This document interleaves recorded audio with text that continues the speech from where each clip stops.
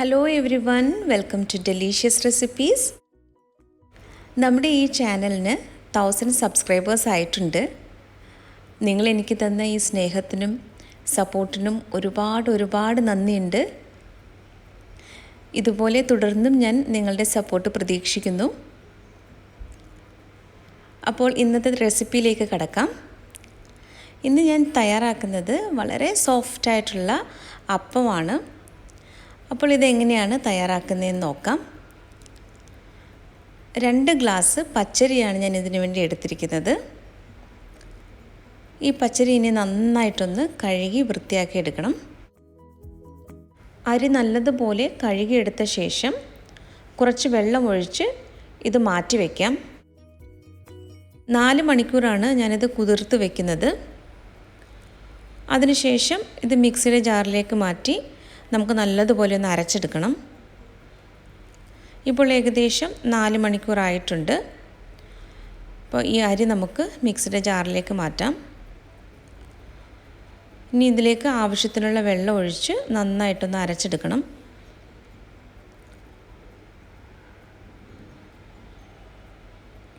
അരി ഇവിടെ നല്ലതുപോലെ അരച്ചെടുത്തിട്ടുണ്ട്. കപ്പി കാച്ചാതെയുള്ള അപ്പത്തിൻ്റെ റെസിപ്പിയാണിത്.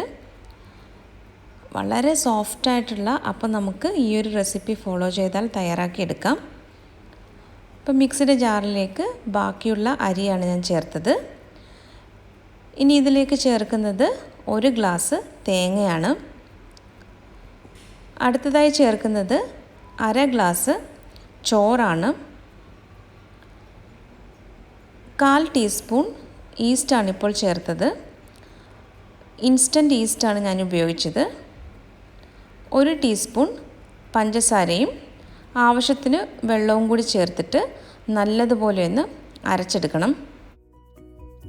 നിങ്ങളുടെ കയ്യിൽ സാധാരണ ഈസ്റ്റാണ് ഉള്ളതെങ്കിൽ അതിലേക്ക് ഇളം ചൂടുവെള്ളവും 1 ടീസ്പൂൺ പഞ്ചസാരയും കൂടി ചേർത്ത് 7-8 മിനിറ്റ് മാറ്റി വയ്ക്കണം. അതിനുശേഷം അപ്പത്തിൻ്റെ കൂട്ടിലേക്ക് ചേർത്ത് കൊടുക്കാം.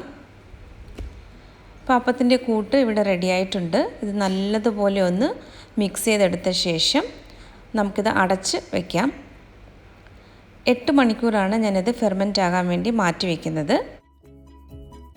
8 മണിക്കൂറിന് ശേഷം ഞാൻ ഇതിലേക്ക് ആവശ്യത്തിനുള്ള ഉപ്പും കൂടി ചേർത്ത് ഒന്ന് മിക്സ് ചെയ്തെടുത്തിട്ടുണ്ട്. ഇനി നമുക്ക് അപ്പം തയ്യാറാക്കാം. ഒരു വലിയ സ്പൂൺ അപ്പത്തിൻ്റെ കൂട്ടാണ് ഒഴിച്ചത്. ഇനി ഇതുപോലെ ഒന്ന് ചുറ്റിച്ചു കൊടുക്കണം. എന്നിട്ടിതൊന്ന് അടച്ച് വെക്കണം. വളരെ സോഫ്റ്റായിട്ടുള്ള അപ്പമാണ്. ഈ അപ്പം സ്റ്റൂ അല്ലെങ്കിൽ മുട്ട റോസ്റ്റിൻ്റെ കൂടെ ചേർത്ത് കഴിക്കാം. ഗ്രീൻ പീസ് കറിയും നല്ലൊരു കോമ്പിനേഷനാണിതിന്. ഇതിനു മുമ്പ് ഞാൻ ഗ്രീൻ പീസ് കറിയുടെ റെസിപ്പി പോസ്റ്റ് ചെയ്തിട്ടുണ്ടായിരുന്നു. അപ്പോൾ അത് കണ്ടിട്ടില്ലാത്തവർ ആ വീഡിയോ ഒന്ന് നോക്കുക. അപ്പോൾ നമ്മുടെ അപ്പം ഇവിടെ റെഡിയായിക്കൊണ്ടിരിക്കുകയാണ്. ഈ അപ്പത്തിൻ്റെ മാവ് ഫെർമെൻ്റായി വരുന്നതിന് 8 മണിക്കൂറാണ് ഇവിടെ എടുത്തത്. നമ്മൾ താമസിക്കുന്ന സ്ഥലത്തിൻ്റെ ടെമ്പറേച്ചർ അനുസരിച്ച് ഇത് ഫെർമെൻ്റായി വരുന്നതിനുള്ള സമയത്തിൽ കുറച്ച് വ്യത്യാസമൊക്കെ വരാം.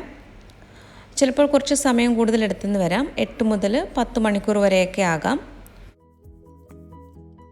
ഓരോ അപ്പം തയ്യാറാക്കി കഴിഞ്ഞ ശേഷം ഇതുപോലെ ടിഷ്യൂ പേപ്പർ വെച്ചൊന്ന് തുടച്ച ശേഷം അടുത്ത അപ്പത്തിൻ്റെ കൂട്ട് നമുക്ക് ഒഴിച്ചു കൊടുക്കാം. അപ്പോൾ ഇന്നത്തെ ഈ ബ്രേക്ക്ഫാസ്റ്റ് റെസിപ്പി എല്ലാവർക്കും ഇഷ്ടപ്പെട്ട് കാണുമെന്ന് കരുതുന്നു. റെസിപ്പി ഇഷ്ടമായാൽ ഡെലീഷ്യസ് റെസിപ്പീസ് ചാനൽ കൂടി ഒന്ന് സബ്സ്ക്രൈബ് ചെയ്യണം. ലൈക്ക് ചെയ്യാനും ഷെയർ ചെയ്യാനും കമൻറ്റ് ചെയ്യാനും മറക്കരുതേ. അപ്പോൾ മറ്റൊരു നല്ല റെസിപ്പിയുമായിട്ട് വീണ്ടും വരാം. Thank you.